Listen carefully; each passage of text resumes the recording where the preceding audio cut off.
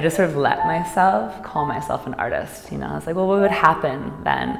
And so when I sort of like literally uttered those words and shifted it, the way I felt about what I did, the way I communicated what I did in an artful way, just everything just made sense, you know, and I started putting way more intention into it. It wasn't like, oh yeah, this cool thing that I do. It was like, I could finally seep those intentions and have them mean so much more. You know, you've refined how to do your proper brush strokes or how to, like, you know, water down your paint just right to get that texture, and then your vision comes through it. So whatever it is that you need to express when you're painting, it's the same thing for me. I had to trust that, you know, these sort of darker, smoldery, angstier feelings where I was entitled to, and I was allowed to put that on stage, and it didn't have to be like the burlesque I had seen before. I could make my own.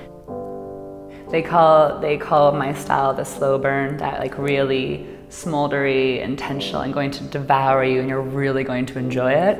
But I can't act like that in real life. Like, I'd be such a weirdo. People are like, why is she staring at me like that? But on stage, I'm allowed to look at you and want to rip you apart.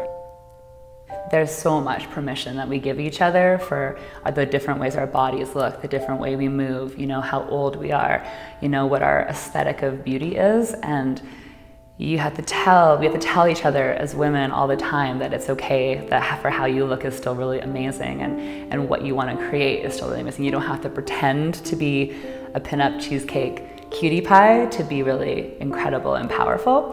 And so when we see other women doing things that we've sort of had a flicker of, or we always wish we could attain in a really positive, really nurturing way, a really fierce way, then we're given permission to do that. The art form grows from just being cute stripteasers to incredible artists that get to say things that are deep and meaningful and political and also outright hilarious. It can be entertaining, and it can be also something that has a much deeper message.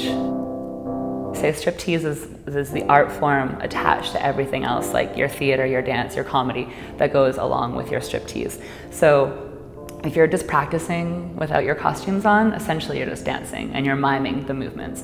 So put your costume on and practice with all of the elements intact, and that's sort of where your form comes to life. And then you put it on stage where it comes to more life. Because I can be in the studio and have the most perfect routine, flawless, but it's not going to account for people clapping or cheering or, you know, or dead silence, you know, which is crazy.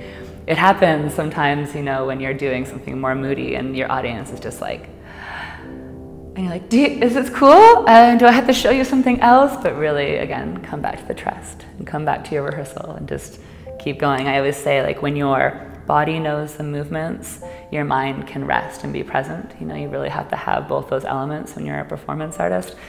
And especially when you're doing something like striptease, where you're showing them not only your body, but your creation and your intention. And you have all these things coming to life on stage with this breathing audience. And that's, it's a really magical moments, but it can be, you know, really terrifying. Hi, I'm Lola Frost. I'm here at the Vancouver Burlesque Center. I'm a burlesque artist, instructor, and muse. You can't be like, oh, I'm just gonna wait for inspiration. Like, you have to get to work, you know, and find it.